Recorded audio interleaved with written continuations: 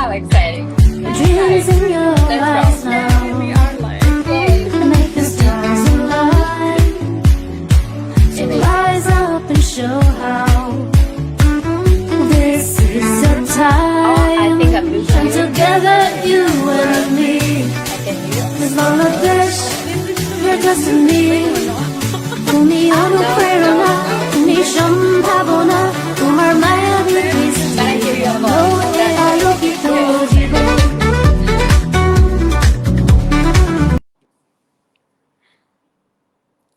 Good Perfect. evening, everyone. Welcome to Mindful with Meghna.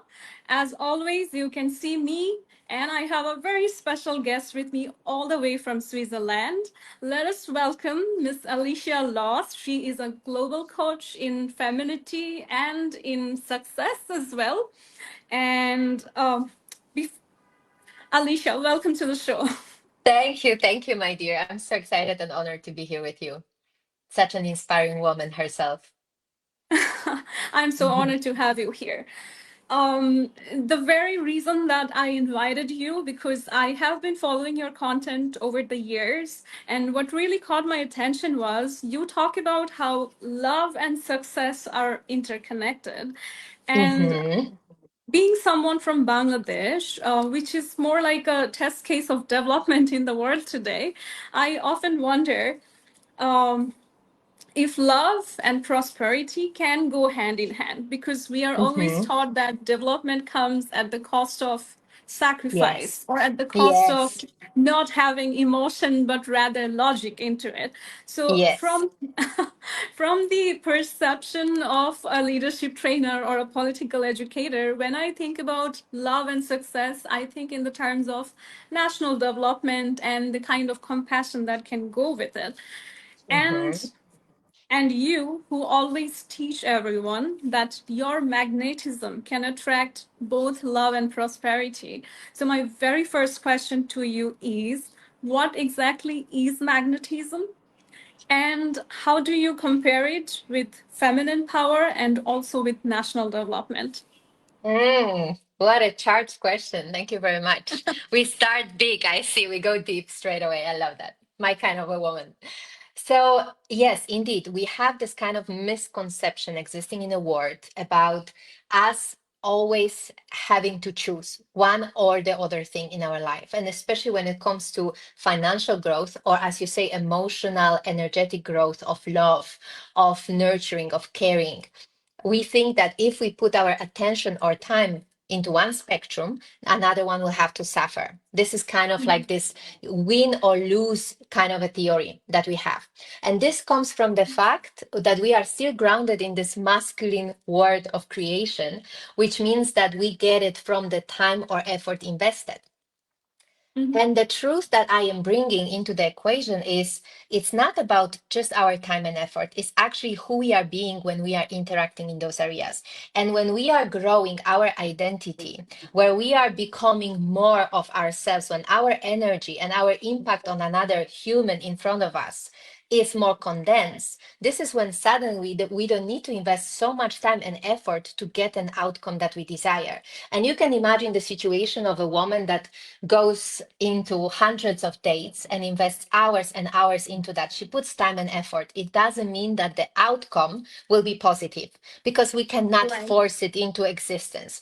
But there can be a woman that goes for one date and she's unforgettable, and she's already pulling men of a very different caliber, so he matches her standards, and it's also a person that is serious and invested and committed, and suddenly she can go from here into long lasting relationship. And the same Mhm. comes with love and our impact in business. I can go on hundreds of webcasts, events. I can spend hours writing content, and I might not have clients or money coming out of it.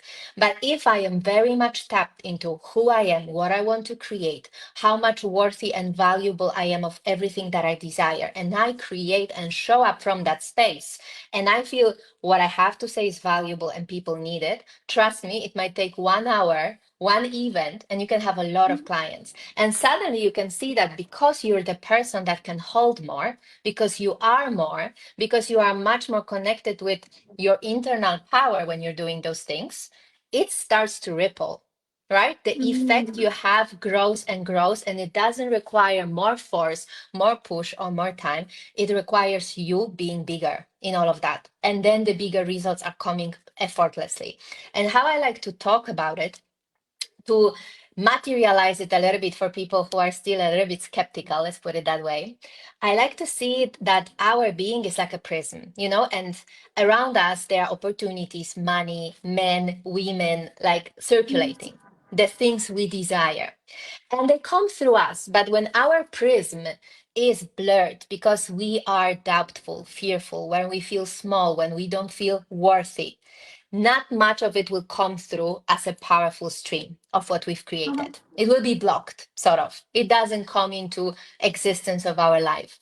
But if we clear that field, that power, that energy that we are, that identity that we bring into equation, and we operate, as I said, from the space of being grounded, from the space of not needing all of those things to feel good about ourselves, from the space of not feeling lack or this unhealthy hunger, but just desire, just Yeah. belief, just trust, suddenly it clarifies and the stream of the impact is much bigger, right? So this is how I like to picture that, to make it a little bit more concrete. Uh-huh. So I can understand that quality is always better than quantity. And I have also seen in my life, like when I'm really sure of myself or I know my content or what I'm doing, then the outcome is always better than doing multiple shows, multiple events. Like just one grand event, one impactful situation is much better than 100 attempts. But I Mm-hmm, also realize that to get to that stage, sometimes it takes somebody hundreds of attempts, to grow that confidence or to really know your act. So I think practice is important, but also you can decrease the timeline it takes you to mm-hmm, reach there by being exactly. really confident or doing the inner work. Mm-hmm, But mm-hmm, my question to absolutely. you is, right, since you talk about energy and presence, and you are really Mm-hmm, focusing on how you present into the world, the aura or the energy that you carry can affect the outcomes or the desires that you have. When was that moment in your life when you first realized that your presence is the magic? mm-hmm, mm-hmm. Yeah, so I think I had few of those moments, but the one that comes to my mind that was really like groundbreaking when it really reassured me in all of that, because I'm also a very analytical person, as you say. I come from business school. I work at corporations. I understand the facts, the data, uh, everything that we need from the space of operating in the current world. Let's put it that way, right? In the world of math, of results, of evidence, of proof, of science. Numbers. Right, exactly. So I was on that side, right? And I thought that everything related to energy and manifestation is very fluffy. And I thought that this is just kind of wishy-washy thinking of I believe and I hope and I try to convince myself into something, and I just surrender and I'll go and it will suddenly appear. And I thought it's quite naive. I thought like a strong woman, she needs to put herself out there. She needs to force herself. She needs to push things. As you say, she needs to try a lot of times. And then I was operating like that at the beginning in my coaching business. I did the education, I started working with some clients, and I felt like I am hitting a ceiling that I didn't understand where it comes from, because in theory, strategically, I was doing everything right. I was learning, I was applying, I was showing up, I was writing, I was doing it every day. And I had very little movement, one client here and there every month.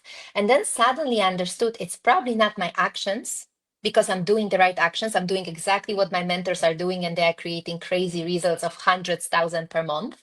And I know I'm not stupid to learn new things. I've done it in my school. So I'm like, it's not this. What else is in the equation? Me. The only left factor was me. And Yeah. from which energy I approach it, who am I being, right?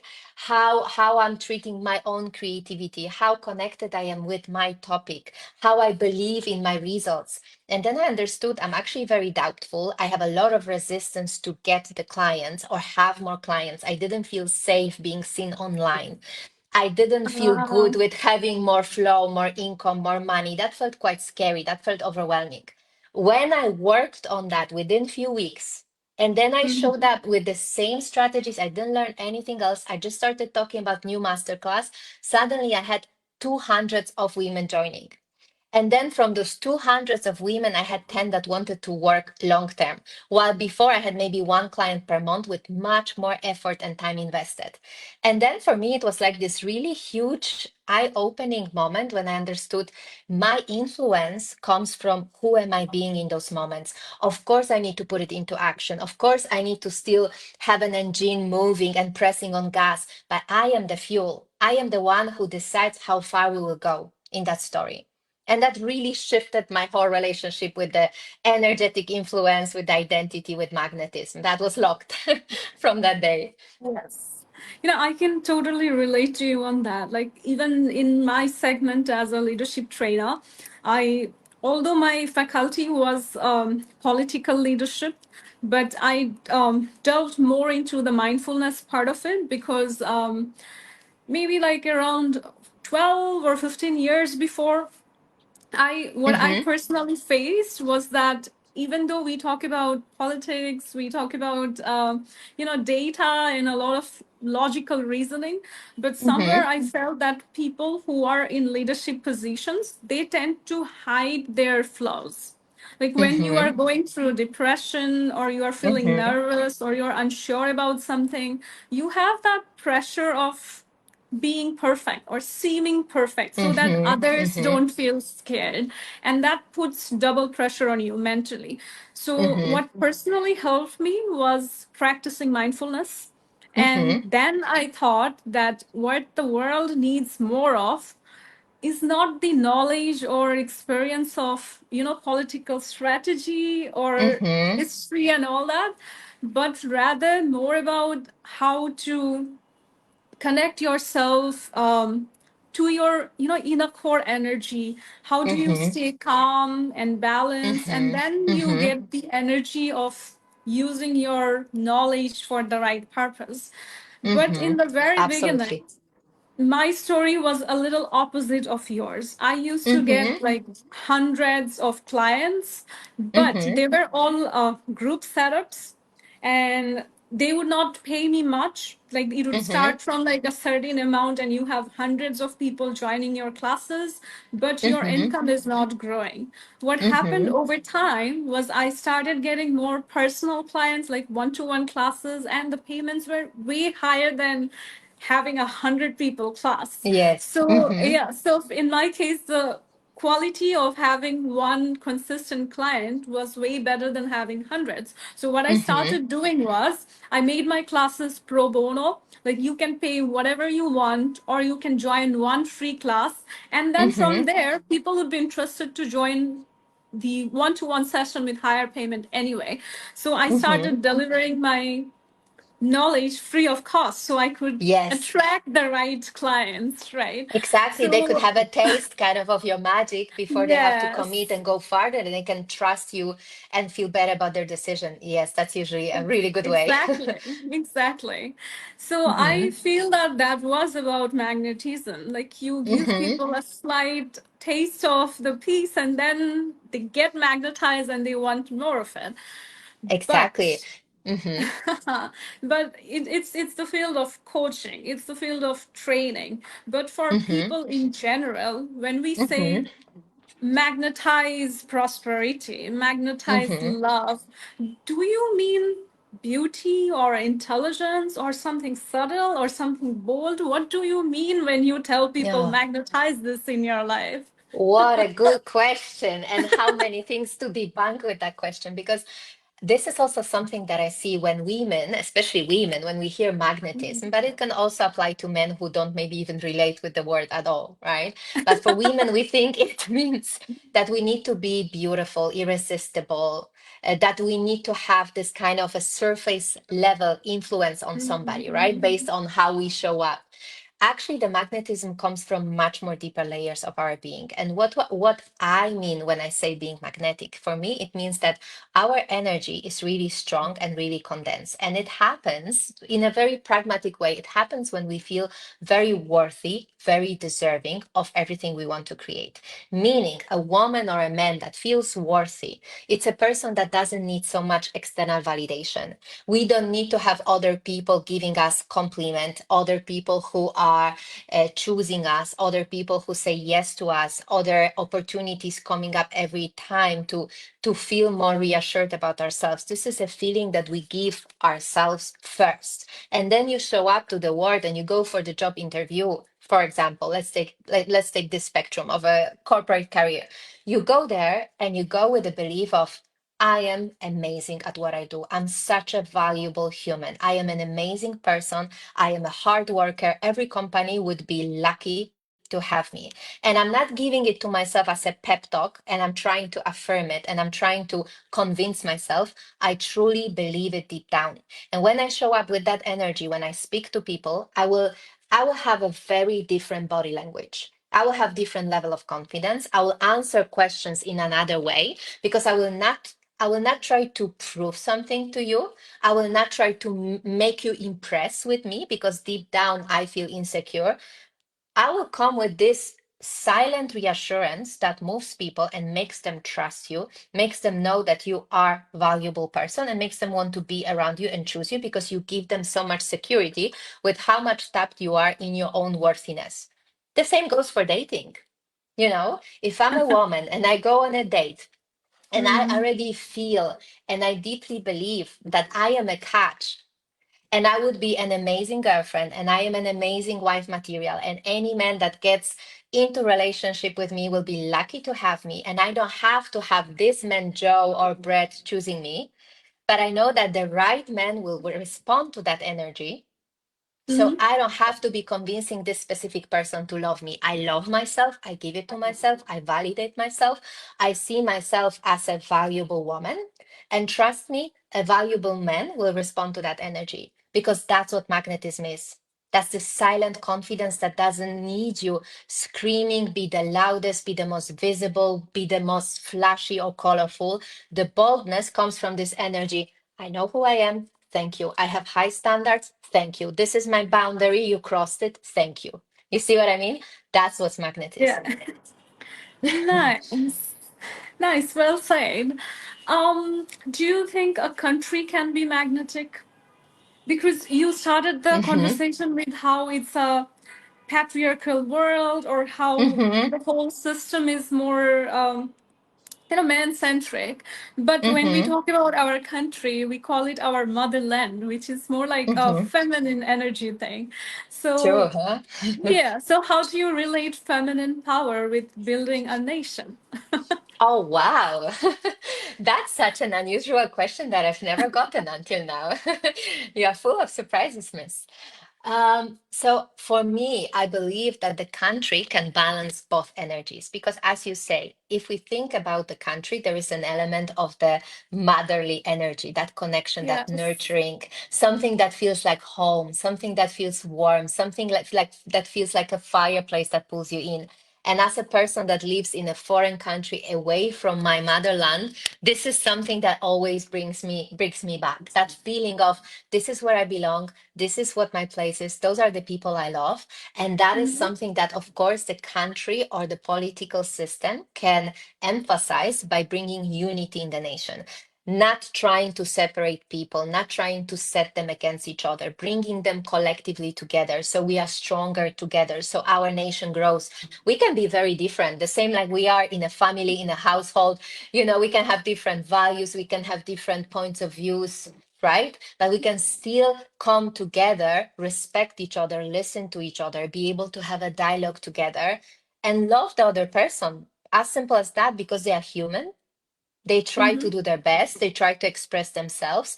If I want to be listened and heard, I need to make space for the other person to be listened and heard. That's also the point of manifestation. I need to be the match to what I want from the universe. If I want people to treat me a certain way, I need to embody it first. If I want high Yes. standards of conversation, I will bring it first. So that's the motherly part, that magnetic part of the country. And the second part, of course, the masculine strength. We need that in every country. We need the protection, we need the safety, we need the security, we need the country to provide for us, to take care of us, to reassure us. And if those two energies are in balance in one country, this will Mhm. be a beautiful place to live. You see what I'm saying? Wow. Yeah, of course. So we need a right balance of masculine and feminine energy, from what I hear. Hmm. Um,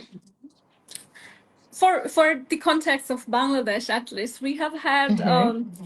women in key national leadership positions for decades, which is kind of unusual. Like even in the Western and modern countries, we don't see women leading the country that often.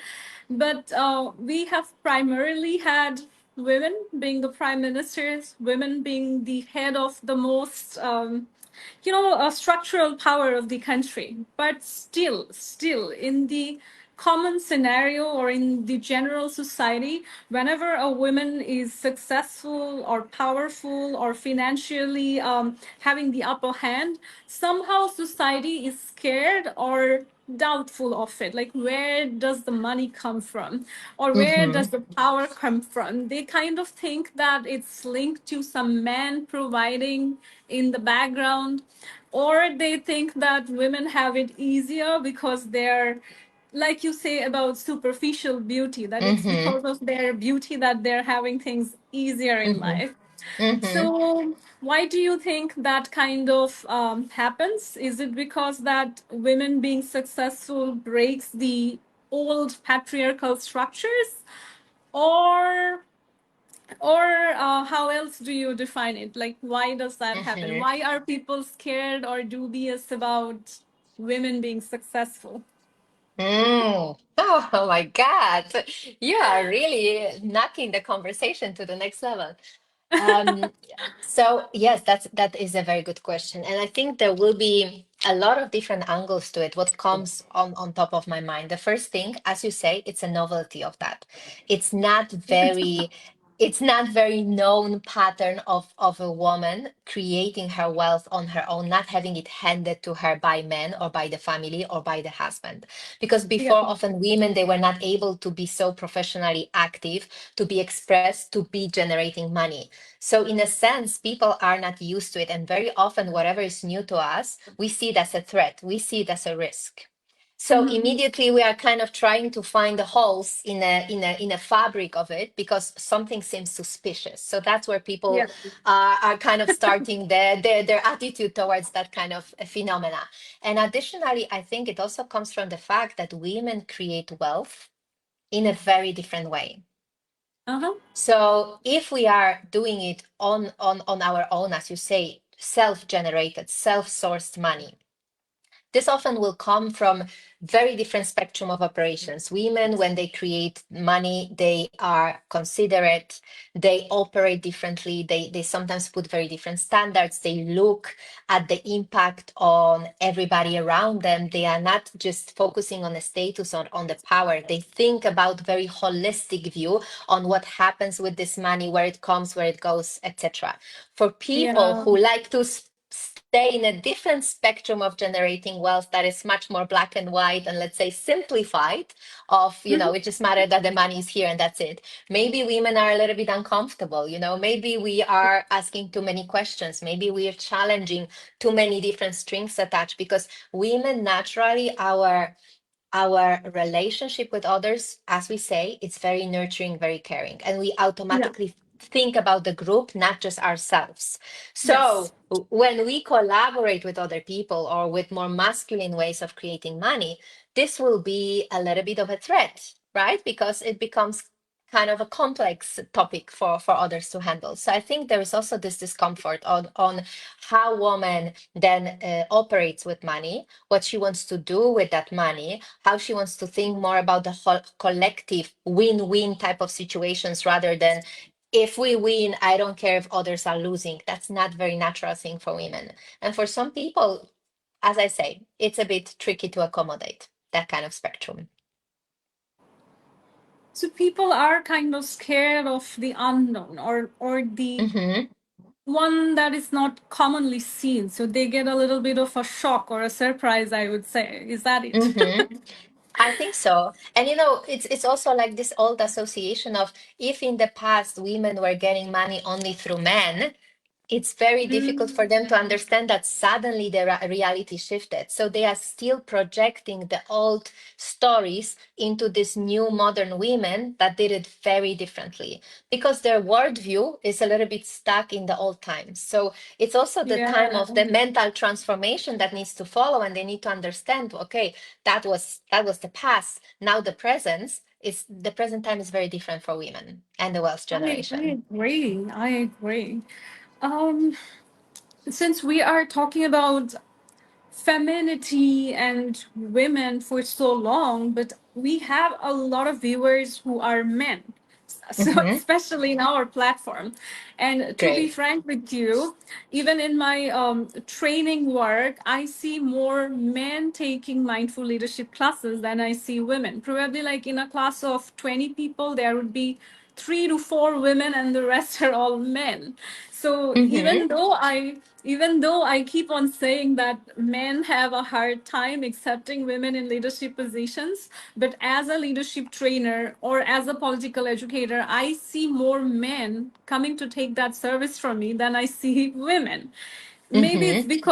Maybe it's because in the workforce there are more men outside than we have women at this time. Maybe that can be a Hmm. reason. Hmm. So my question to you is, when you teach about feminine power and prosperity being interlinked, is it specifically for women? If not, how can men benefit from your profession or your professional knowledge? Very good, very good. Yes, so definitely they can. And as you are also beautifully already stating yourself, men have a lot of interest in those topics as well. They are opening their mind for a little bit more well versed and a little bit more interconnected, broader way of operating, of leading people, of being, as you say, more vulnerable, more tapped into their own emotions, feelings, having more impact on another human that also comes from more genuine, real way of showing up, not just giving the directions, right? The world of leadership is also changing. We need more conscious leaders that are aware of the impact that they have on other people. And when we take it back into the work I do, usually with women, but as you well said, if it applies to men, it does. Because the magnetism, when I talk about magnetism, is about the power of your identity.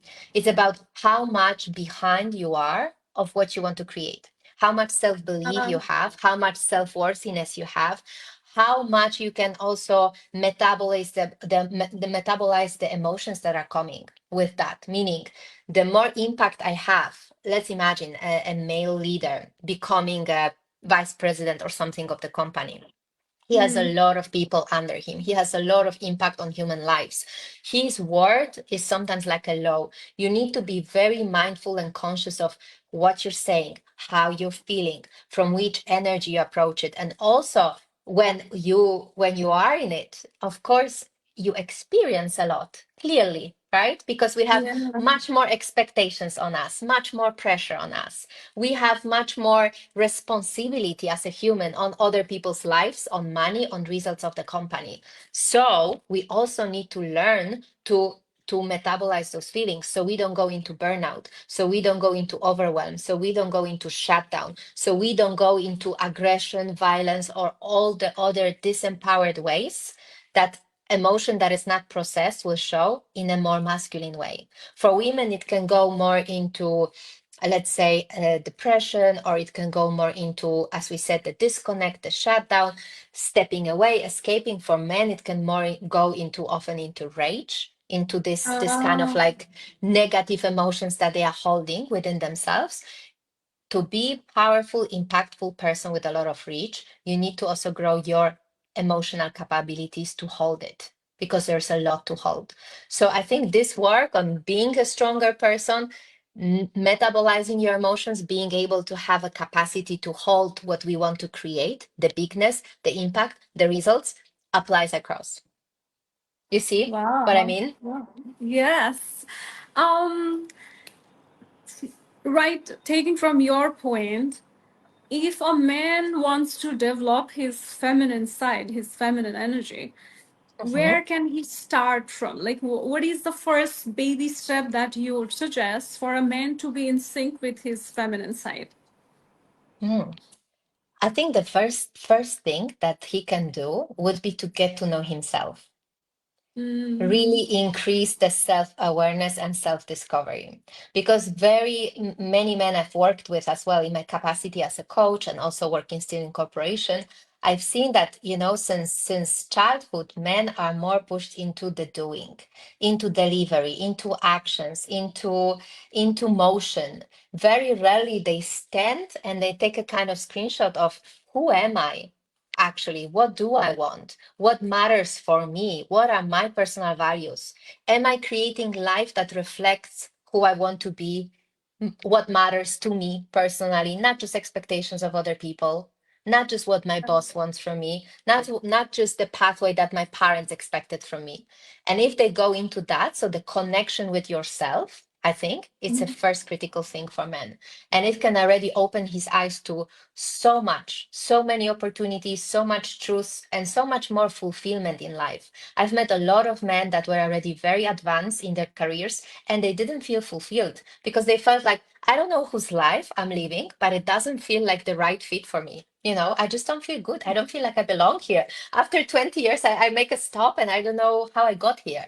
You got here in a kind of a side way because you never stopped and connected yourself within of where you actually want to go. So I think that's a perfect space for men to start. Uh-huh. Since we are talking about using magnetism to attract love and money, Mm-hmm. so, in case of women, after a heartbreak or a fallout with someone romantic, what we tend to do is we get sad in the beginning, but we do some self improvement. We wear more makeup, more better clothing. We connect with our friends, or we try to Mm-hmm. be happier. But what Mm-hmm. happens with men in general is that they tend to move on from one woman to the other. They look for comfort immediately, and they Mm-hmm. tend to miss out on the self balancing that is required. So in the long run, they tend to get sadder with time. Mm-hmm. So And emptier. Mm-hmm. and emptier, exactly. So what happens is that the collateral damage becomes the next woman in his life that he tries to soothe Mm-hmm. himself with.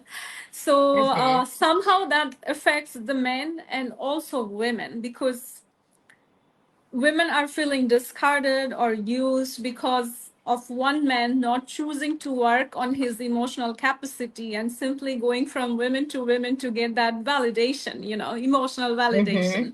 So Mm-hmm. somebody who's working on himself or working with a coach like you, and whether it's a man or a woman and they have faced a heartbreak, how would you coach these two people differently? Mm-hmm.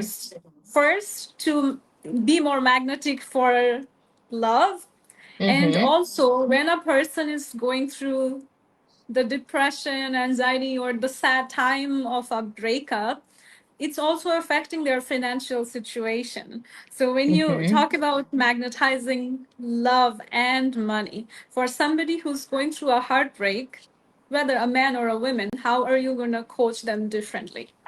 Mm-hmm. Very good. Many layers to unpack. So let's start. If I forgot something, you remind me. Okay, Okay. so when we start with the story of this man, as you say, exactly. Sometimes they, instead of coming here and learning how to metabolize their feelings, the feelings of emptiness, Yes. of loss, of grieving, they will move into action because, as we said, that's a very masculine way of operating.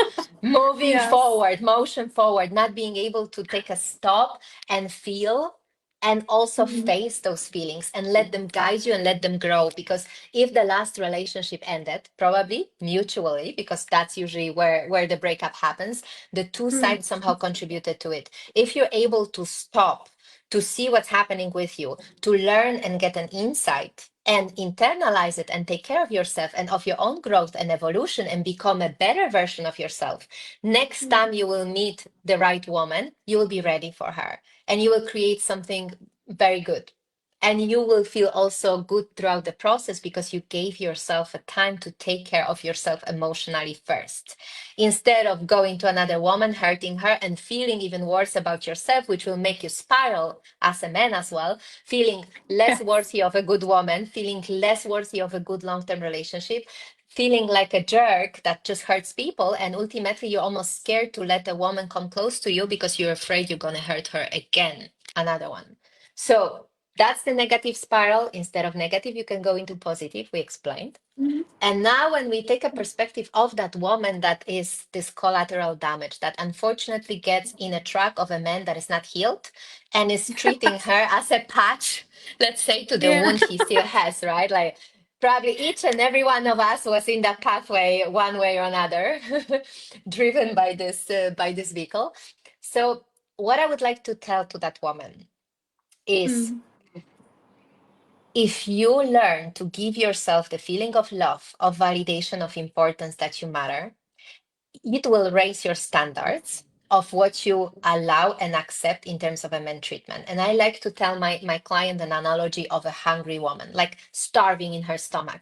When you are starving, whatever food is available across, you will jump on it. It can be dirty, not very fresh, not very nurturing for your body. Yeah. You will take it because you are desperate.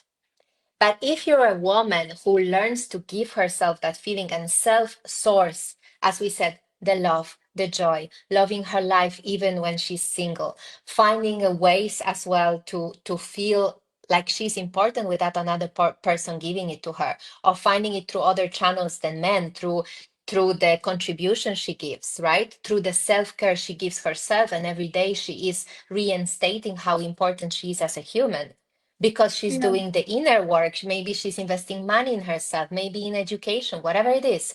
She can bring herself that feeling of inner glow without the man doing that for her. And when she is in that state of being nourished, then you can wait for a good meal. You know how it is? When you are not so hungry, you can walk around and you can feel, okay, even if that man doesn't show up this month, I'm fine. But I will wait for this good, amazing meal that will feel also so good after I've eaten it, not just in a moment to kind of stuff myself with something and then I will feel this kind of hangover afterwards. That's the difference. So that's the work I'm doing with women. So they learn to self source the love, the validation that they desire from men. I can relate to it personally, to be honest, because Mm-hmm. sometimes we women tend to get so desperate to get that true love and all that we tend to be kind of blind in love because Mm-hmm. you see, at least as a woman, I'm pretty sure you have faced this too. Like, we would be showing the photo of the guy we are interested in, and every other person would be like, oh my God, he doesn't look good at all. And you would be like, no, he looks better in Exactly. person. You're wearing your glasses, pink glasses, and you see everything different, right? Yes. And nobody can And, and understand. and Yes. then and then when the relationship is over, then you get off your rose-colored tinted glasses, and you're like, why Mm-hmm. was I attracted to this in the beginning? Exactly. Because you were Exactly. hungry for love. Mm-hmm. Exactly. So Exactly. I remember this quote or an advice from somewhere, like if you're going to a feast, never go empty stomach. Like first eat something and then go, or else you're gonna delve in and eat too much more than you're supposed to. So I kind of Exactly. think it's And kind you of will not sounds make like the smart same. choices. Likely, you will just Yeah. grab the thing that is the most in your proximity, the fastest to access, and that's it, right? And then you Yeah, will be the like, I missed on so many unhealthiest other dessert things. first. Yes, exactly. Yes. I'm gonna I do hear a you. quick fire with you. Okay. So I'm Hmm. gonna do like a rapid fire question round now. Okay. All right, All right, Alicia, ready. get ready. I am. love, love or money? When you're magnetic, which one arrives first? Love, because I love Love. myself. Okay. Mm-hmm. Ah, nice. Mm-hmm. Uh, biggest myth about feminine power. Biggest myth, that it's a bubble bath, that it's fluffy, that it's just about being pretty. I agree. I agree.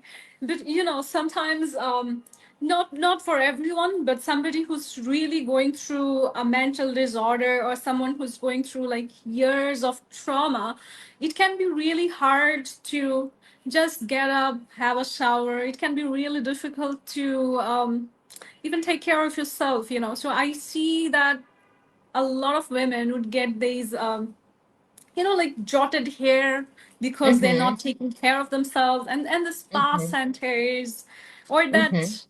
that one day of self-care, like you say that Mm-hmm. it's a myth, can be a game changer.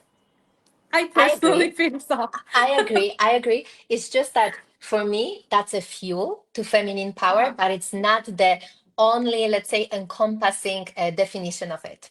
You know what I mean? It's more Perfect. than that. Yes, exactly. It's the For mean, not the end. Exactly, exactly. For me, it's more something that if I love myself, of course, I will find myself time to take care of myself, to care for my beauty, as you say, to feel better, to feel more glowing, to feel more taken care of, to just do something nice for myself and sit in a warm bath. But that is not the output of my power, and that's not how my power looks like. That's what feeds my power. Exactly. Hmm. If magnetism were a color, what color would it be? Gold. Huh? Gold, definitely gold. I Gold. see gold Gold everywhere. dust. Yes, exactly. I see like this fairy dust kind of wherever you go and everybody sees and the spark that comes with that, you know? Perfect, perfect, well said. One thing women should stop apologizing for For the truth.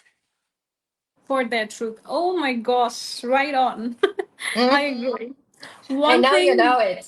I know you know it. yeah, one thing men should stop apologizing for, Their strength. their strength. Wow, that's a good one. That's a very Hmm. good one. Because we tend to villainize, man's strength a lot. Yes, now we are more slowly living in the times when it's fine for the men to show the weakness, which is also great, vulnerability, cry. That's something that we kind of made the evolution to accept. And now we started villainizing the other side of men, which is the strong, grounded, powerful, unwavering. Yeah, And yeah. if the both parts in men can coexist without shaming, that's what healthy man is. That's what every woman will be happy to have in her life as well. Exactly. Alicia, in my personal perspective, I think that when a man has a good balance of his masculine and feminine side, or in more superficial terms, when a man is really good looking, and Hmm. also in his manly aura, or a Hmm. responsible man who is also good looking, he is a force Hmm. to reckon with. You know how we say women have Exactly. it easier in life because of their looks? A man with good looks and also manly responsible side, that is a big competition. You cannot beat that. Definitely. And also, I can even tell you one thing. I think with men, even often the looks or the kind Mhm. of attractiveness or handsomeness comes a lot from his energy, comes a Yes. lot from a woman feels that he is very masculine and gives her safety and gives her that Yeah. feeling of that polarity. You know, he's like the yin with the yang, kind of like this beautiful balance to Well feminine said. energy. Mm-mm. Uh-huh, You need uh-huh. to feel him, Exactly, right? It's exactly. not just a picture. Exactly. Right. Mm, which one is harder to master? Prosperity or intimacy? I think it depends very much on your starting point. It depends on what is your disempowerment. So I would say depends on disempowerment if it's a rapid question. Because depending on our past and on our stories, sometimes we can have a lot of unhealthy connection and attachment to being Yeah. vulnerable, being open because we're hurt. And for some people, it's more the relationship with money because they've seen it in the story of their parents, they've seen it in their household, and this is something that feels very overwhelming and scary and risky. So whatever feels more scary for you, that's the one that will be more difficult to master for you, where you feel risk, where you feel like you will get hurt, where you feel that it will disappoint you when you allow it, Mhm. that's the one that Mhm. is hard. Wow, that's one way to put it. Wow, I agree. Let us take Mhm. one question from our viewers because I see there are a lot of comments coming in. Um, Great. Love I'm it. taking this question from MD Nabil Karim. His question is: how essential is economic independence for women's empowerment? And in our society, can true liberation of women come only through education? Hmm. Very good. So, do you want to go first? Should I go first Yeah, it's with for you. answering? Ah, it's for Yeah. me. Okay, okay, great. So I think the financial independence is important for women to feel liberated and free because through money, we feel like we can make the choices in our life that come from what we really want and who we really are, not only what we can allow ourselves to have or what another person lets us have, even worse dynamics. So when I work with my clients and I've seen it, and I don't want to sound also privileged because I know that it is not given. And I know this is something that takes women a lot of fighting for as well to get to that stand of the financial independence. But I say if you can make it your focus in order to feel powerful, do that. Put your attention there. If you can be less dependent on other sources and you can feel more like you are your source of income, of money, of flow, this is definitely what will give you a lot of safety, and you will feel like you are free. You get to do what you want to do. If you want to stay with a certain person, you will, but not because he controls you financially, but because you choose him. And that's a lot of power for a woman to have. True, true, true. I think as women, we can walk away from a lot of situations we don't want to be in when we have that Mm-hmm. financial independence. Mm-hmm. Like a lot of women are in abusive marriages or abusive Mm-hmm. relationships because they don't have a Mm-hmm. way out. So it's so important to have that, you know, I won't say backup plan, but more like that safety net for themselves. Safety net, yes, exactly.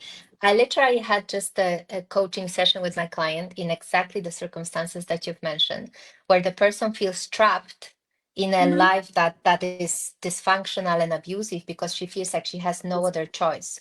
And we were discussing of if you cannot cut the connection with the person that is your financial source because you feel like otherwise you will sort of financially crumble and it's too scary, can Yeah. you open slowly other channels of income while you are getting ready and you are getting more prepared also financially and mentally to make those cuts in your life? So this is what I say. It's more not that maybe it happens overnight, not that maybe you will shift it and you will be able to cut the ties instantly, but the more you can be lowering the power of that tie to you because you are building other attachments to money, to wealth, to income, the more powerful you will become in this dynamics.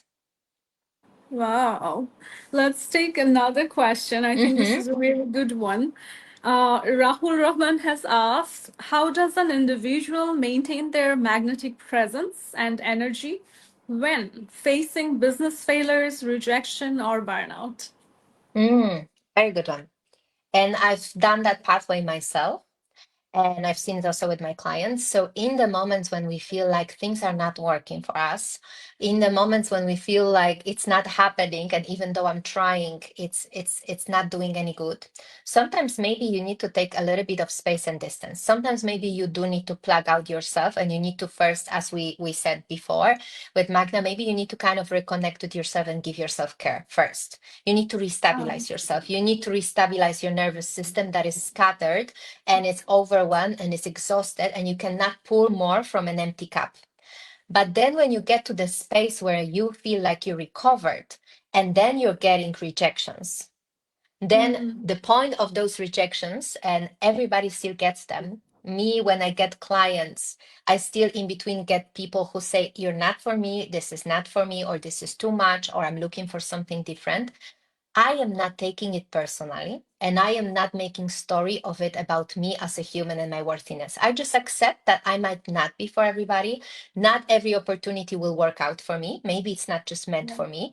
I am just Right. tapped still into the fact that it doesn't make me less valuable. In the morning, I can have a rejection, and in the evening, I can have a person buying from me the same day because I held the energy and the magnetism of I know that what I do matters.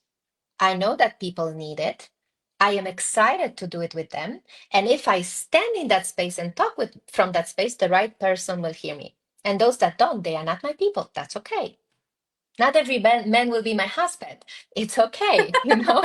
It's actually right.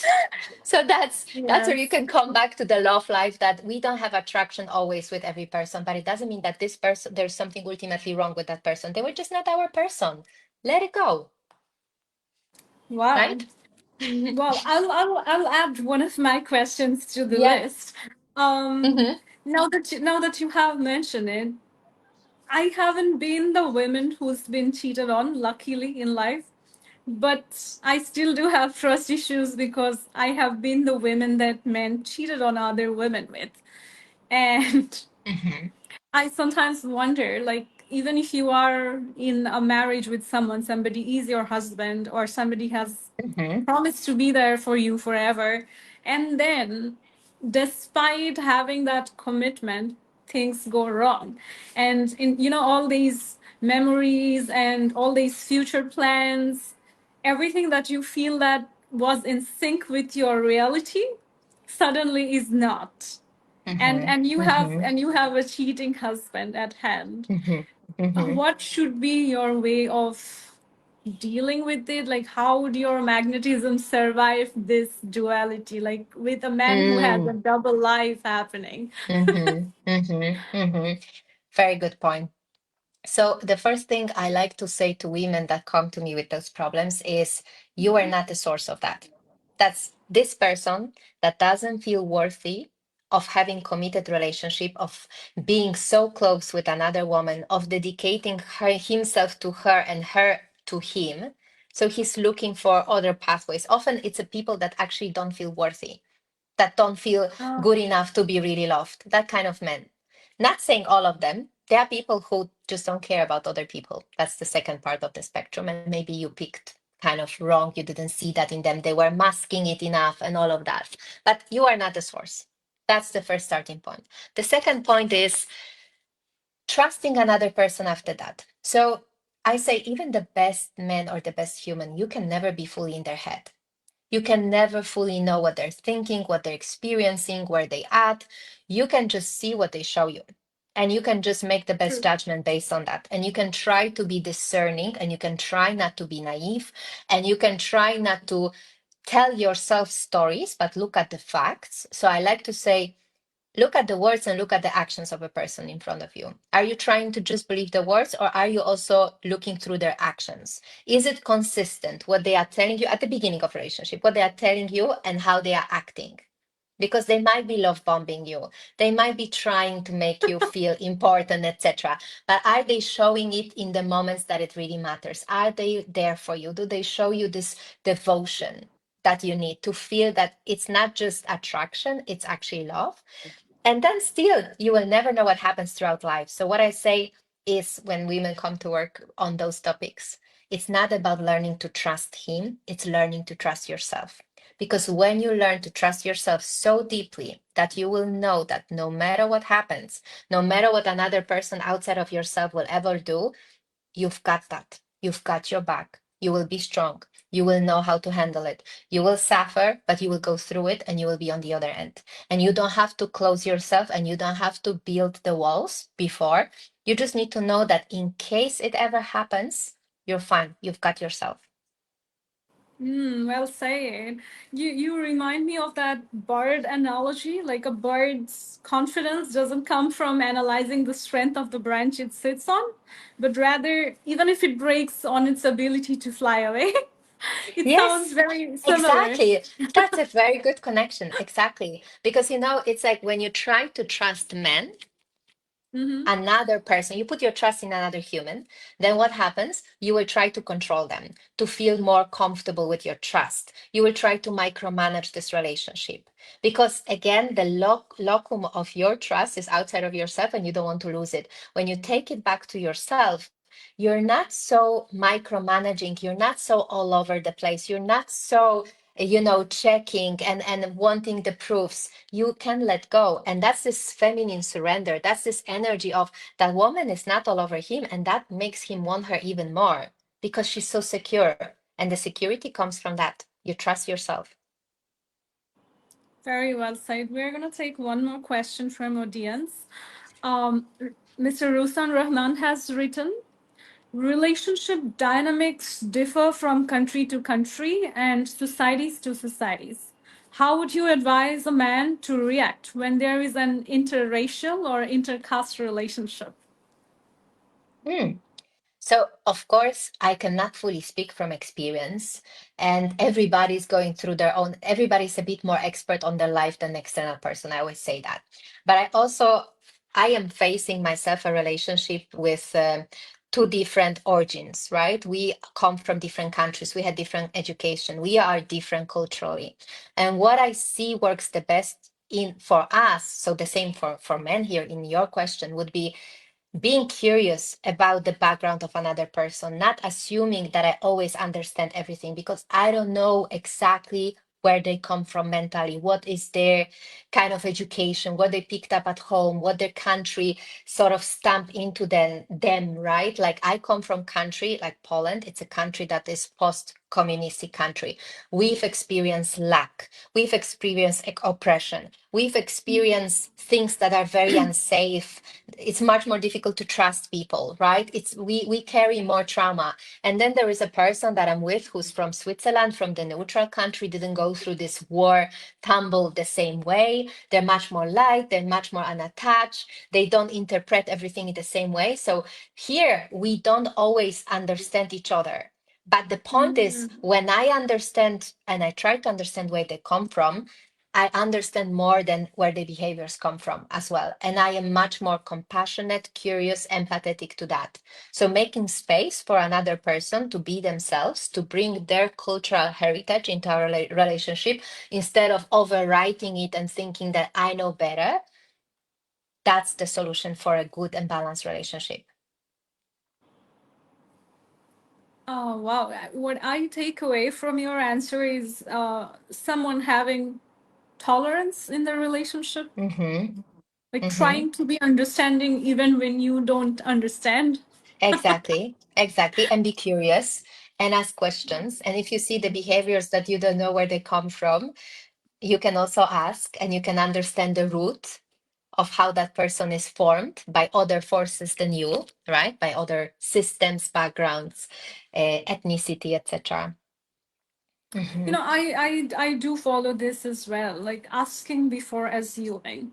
Sometimes Mm-hmm. I can jump into conclusion, but I would still ask, this is this is what I'm thinking of this, or this is how I'm feeling. Am I right or am I Mm-hmm. not?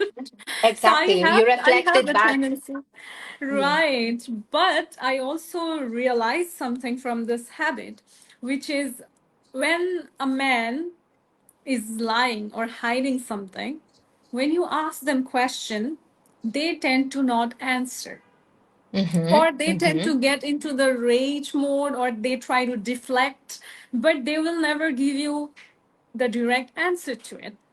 So sometimes asking questions you would think won't help, but if you are smart, you get the answer from not having Exactly. the answer. Yes. Exactly what you're saying. Exactly what you're saying. You see if the person is collaborative in trying to teach you how they are or where they're coming from, or if the person is shutting you down or punishing or shaming you for that, that's also a signal that something is wrong. Absolutely. Right, because if somebody has truthfulness or transparency in their actions instead of guilt or shame Mm-hmm. or something to hide, they would Mm-hmm. come and have a direct conversation. But when they ghost or when they avoid it, then you know there is definitely something shady going on. Exactly. Okay. Exactly. Now we are going to take one question. It seems like somebody is trolling, but I would still take the question because who else to ask something like this other than you, a femininity coach? Okay, so shoot at me, please. somebody, a profile named News and Views has asked, what would you say about it if my wife allowed me to spend time with someone else as a girlfriend while I was abroad? Would that be okay? All right, that takes the conversation in another direction. So I think this is all about the let's come from, let's say, respectful space to that question. So it's all about the boundaries you have in a relationship. Every relationship is different. There is not one size fits all.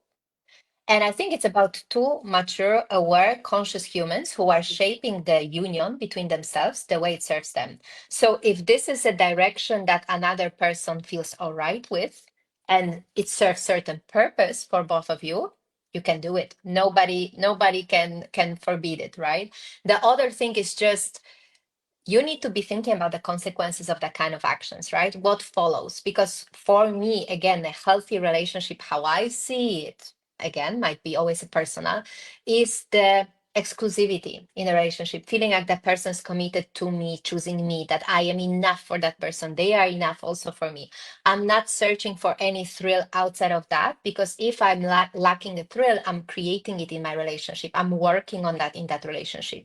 So sometimes if we choose that outside, the person feels, even when they agreed on it, that somehow they don't give it to you, that something is missing from their side. If you need something outside of your union, it makes them feel not enough. So think about that impact that might be unsaid and how it might make the other person feel. Because sometimes they agree because maybe they feel they should, or they feel you expect that, or they feel pressed into that, or they're afraid they will be left if they are not enough experimental.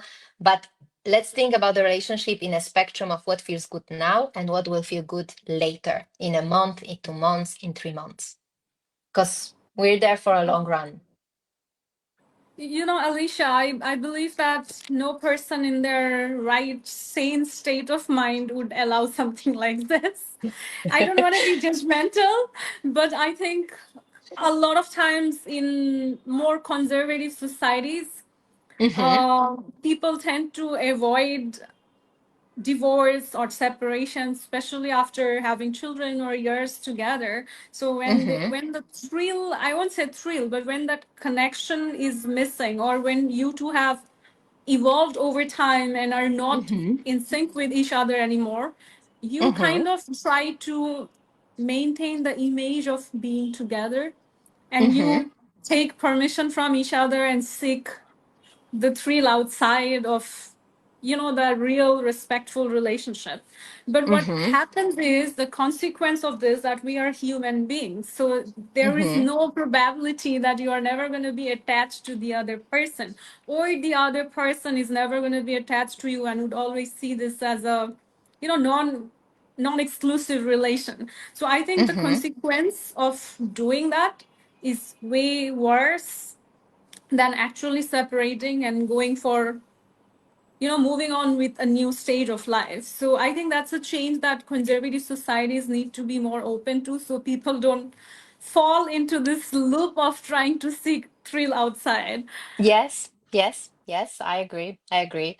I know that everybody is still kind of on their own journey, right? And sometimes you need to get there to know it by experiencing that. Maybe you feel it was okay, and then you will learn from that. And if this is also a pathway for certain people, so be it. But just be aware that there might be some unexpected, let's say, continuation or consequences that you didn't think of because you were just thinking about the benefit, but there were strings attached. So look into those strings Right. attached of your decisions. Hmm.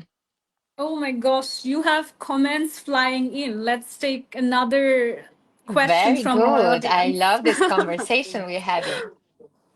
Okay, Preeti Sabrin Khan has asked, how can a woman who is career and work driven embrace her feminine qualities or energy while maintaining a strong persona?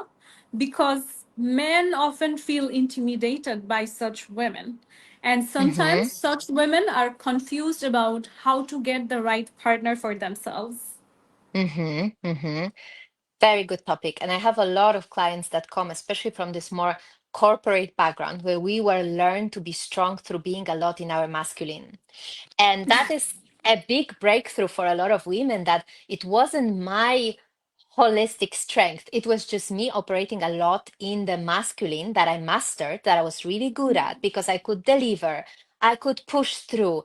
I could, I can move the mountains with my energy and my force and my strength and my push. And then I meet a strong man in front of me, and I feel, and that's the story we tell ourselves, that they're intimidated, but actually often the part of the story is they don't feel like they have space to lead with you, that they can create a Wow. co-leadership with life. We say we want strong men, and then he comes into our life, and then we try to bulldozer him because we are this kind of managing strong, boss girl, boss lady, and he doesn't respond to that, and it's not attractive. It doesn't mean that I need to become weaker and I need to pretend. It's just I need to tap sometimes into the feminine part of my being, because those two energies exist in every strong woman. It's just we muted it a little bit because the masculine word, taught us that this is the way to achieve success. But in our full spectrum of living, we can sometimes be a bit softer.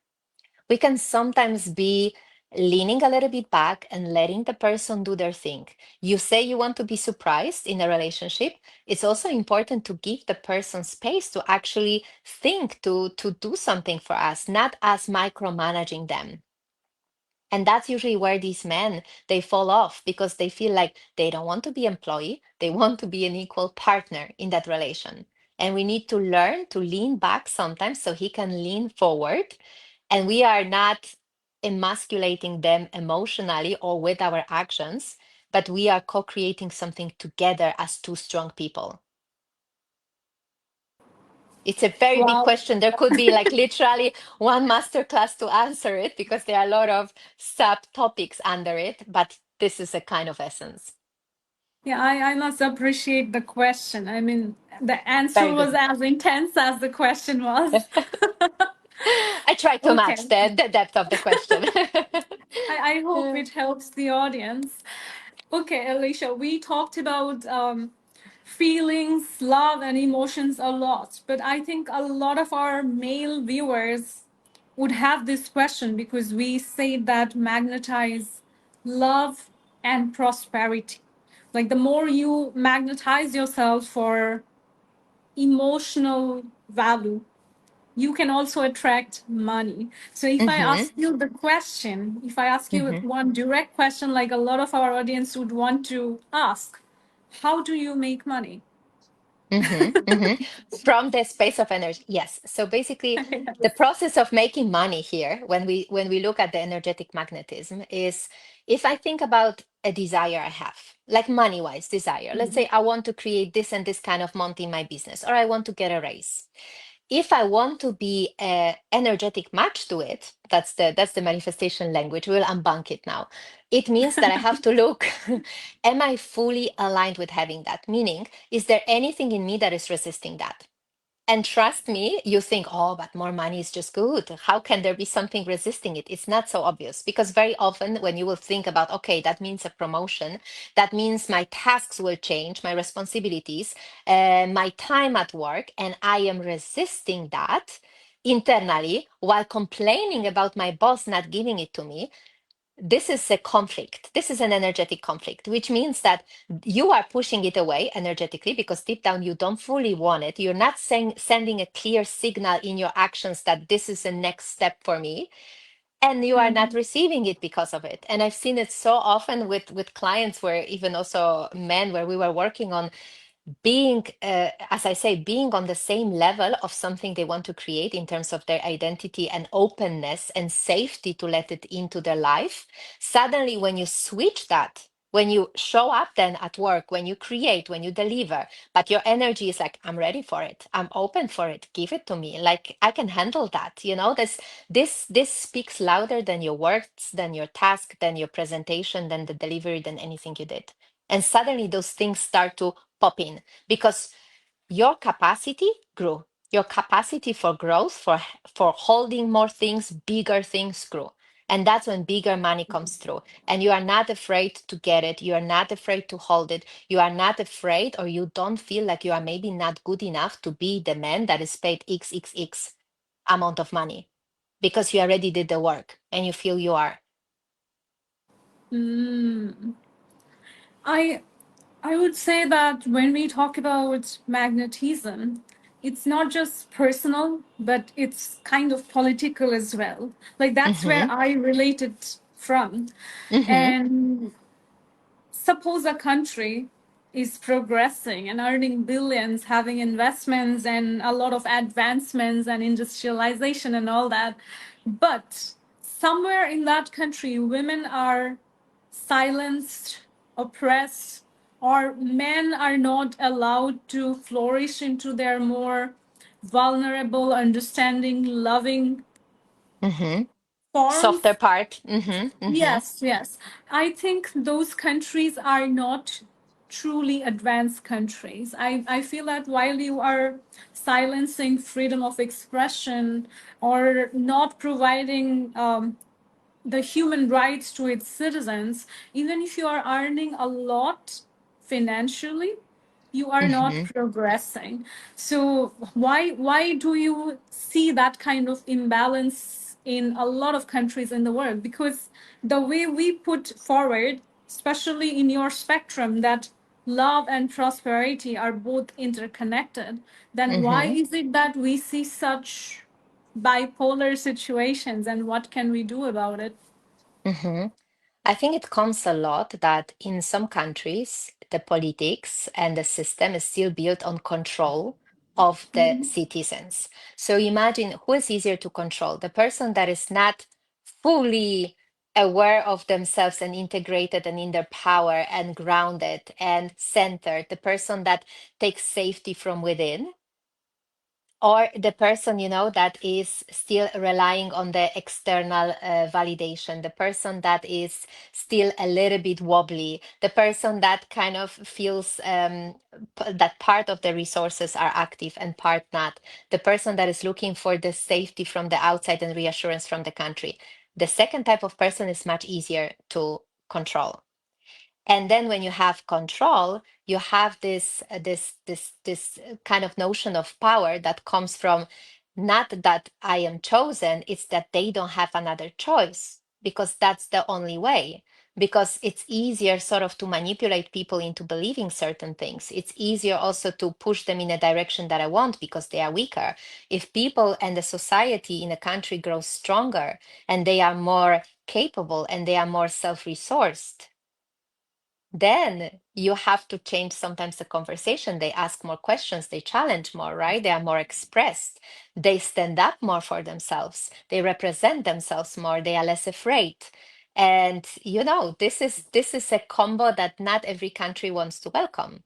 Because again, it will take much more effort and it will take different quality of politics and the conversation and the dialogue to engage with those citizens that are so self-empowered already. Does it Wow. answer your question? Yeah, it does. It does. It does make sense. And I think that kind of also brings us to the end of our conversation today. I mean, if you wanted to explore more on that, I think we would be talking all night. Yes, But exactly. I think we would have endless flow of topics and great yeah. questions that the audience also brought today. Yes, but I think I would request all the audiences to probably wait for a master class where we can go more in depth with the individual questions that we have. And taking on your elaboration of the question that you answered, I think in Bangladesh we have had women as the backbone of our progress. Like even now, women are the one who are taking forward the factories and the garments that we are known for. And even in terms of our environment, we have women contributing almost 50% side by side with men. But somewhere, when we talk about women having it all, the career and also the family, Mm-hmm. especially the love life, the marriage Mm-hmm. life. Mm-hmm. Somewhere when they try to have it all, they have to pay dual labor.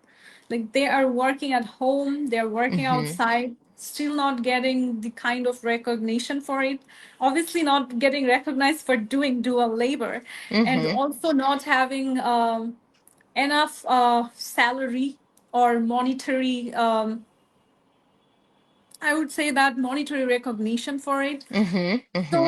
So is it like when you, as a woman, when you talk about having it all, the love life and the career, is it something like being highly ambitious, or is it putting yourself into unnecessary extra pressure?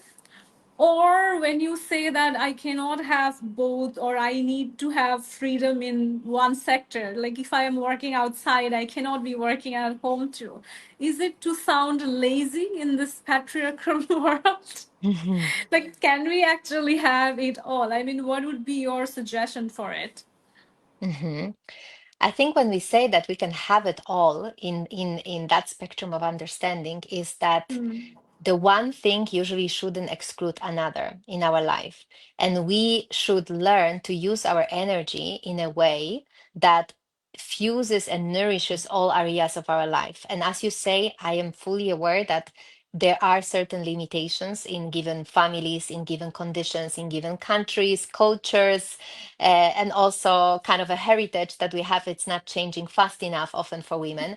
But I think it's also acknowledging that if I believe it's possible, can I start expecting that? Can I start shifting even by micro movement as much as possible? If I cannot change the country and if I cannot change the politics, instead of giving up and saying, okay, then it's not possible, what can I do within my spectrum of micro influence that I have in my life where I will choose differently, when I will expect differently, when I will set different standard, when I will hope for a man that can support me and can be there for me and love me for that and give me a hand and be present in the family, circumstances and work and help and everything where we create partnership.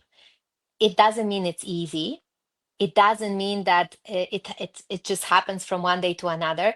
But I think what it takes is the conviction that this is the life I want to have, and I don't want to settle on life where I will be depleted, miserable, and I will always feel like I'm sacrificing on who I am or what I want. That's my key message to women. Wow. Thank you so much, Alicia. I had a wonderful conversation with you. Yes, me too. I loved it. Okay. It was marvelous to be here. Thank you for having me. My honor to have you.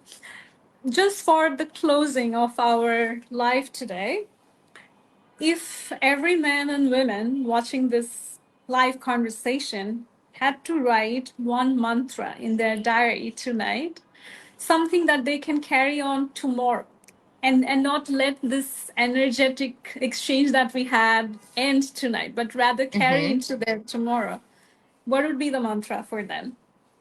Hmm. Great one. I would say love and money reflects you. So instead of trying to change the reflection, change the person that is being reflected in the mirror. Oh, wow. Well said. Thank you so much. See you again. And to my Thank you. audience, thank you. Lots of love to you. I really, really enjoyed our conversation today. And you look Likewise. amazing. You look amazing. I should have said this before. You have an amazing laugh. Thank you. That was my And pleasure. You're also extremely sparkly, amazing presence to be with. So thank you very much for sharing the room with me. thank you. I'm honored. Thank To my audience, thank Bye. you so much for staying with us. And in Bangladesh, for a long time, we have been exporting garments, but I think it's high time that we export our intelligence and ideas with the world. Today's live was a bridge between Dhaka, Bangladesh, and Switzerland. So, this kind of connection in the whole world will keep on happening. And I want Bangladesh to be ready to connect with the rest of the world. And for both men and women, never forget that your voice is your strategy, your strength, your magnetism, your presence should never be subdued for the comfort of others. Show up with your inner strength and magnetize the kind of love and income you want to have in your life. Lots of love. See you next time. Thank you. See you guys.